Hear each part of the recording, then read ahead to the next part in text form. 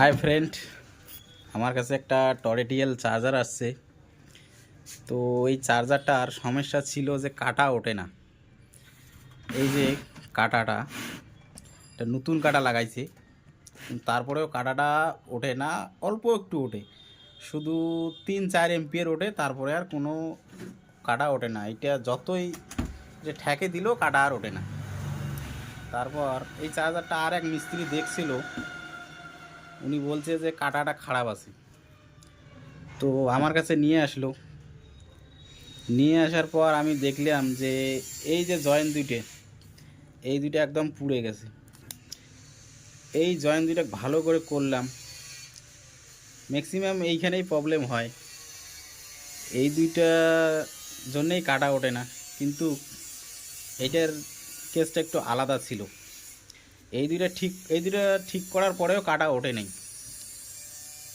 তারপর আমি দেখলাম যে এই কাটাটা যে আছে, এই কাটাটার একটু মিলি ভোল্ট বেশি লাগে। এই কাটা মিলি ভোল্টে চলে, কিন্তু এর যে অন্য যে কাটা আছে তার থেকে এর ভোল্টেজটা বেশি লাগবে, কারণ এর ভিতরে একটা রেজিস্ট্যান্স আছে। এই কাটাটা,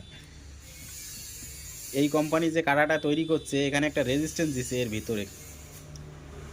তো তারপরে আমি এই যে শান্টটা চেঞ্জ করেছি। এই শান্টটা এখানে আমি একটা কন্ট্রোলারের শান্ট লাগাইছি।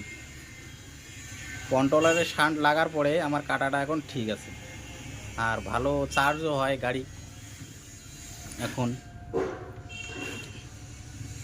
তো এই শানটা ভালো ছিল, কিন্তু এই শানটা চেঞ্জ করার কারণ হলো একমাত্র এই কাটাকে আমার ভোল্টেজ বেশি লাগবে, কিন্তু আমার এই শান তো বেশি ভোল্ট দিবে না।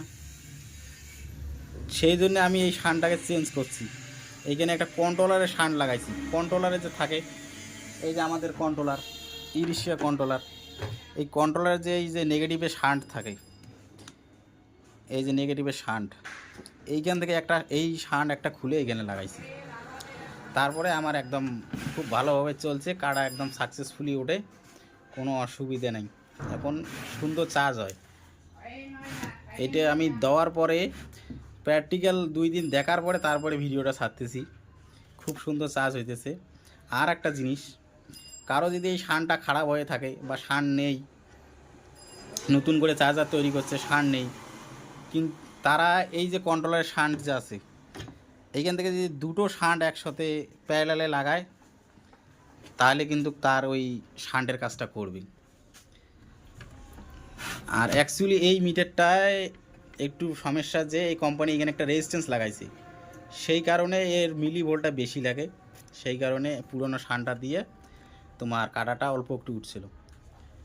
তো এই যে আমাদের টোটোওয়ালা চার্জার, ইনি আর এক মেকারের কাছে গেছে।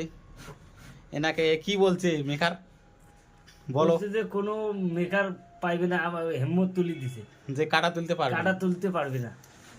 কিন্তু অ্যাকচুয়ালি প্রবলেম কাটাটাই ছিল, যে কাটাটা ওই ভোল্টেজে উঠতেছিল না। কিন্তু এইখানে একটা ট্রিক আমি অ্যাপ্লাই করছিলাম, যে এই কাটাটা এই শানটাকে চেঞ্জ করে আমার কাজটা সাকসেসফুলি হয়ে গেছে। Thank you for watching my video. Like share করবেন ভিডিও ভালো লাগলে। Thank you.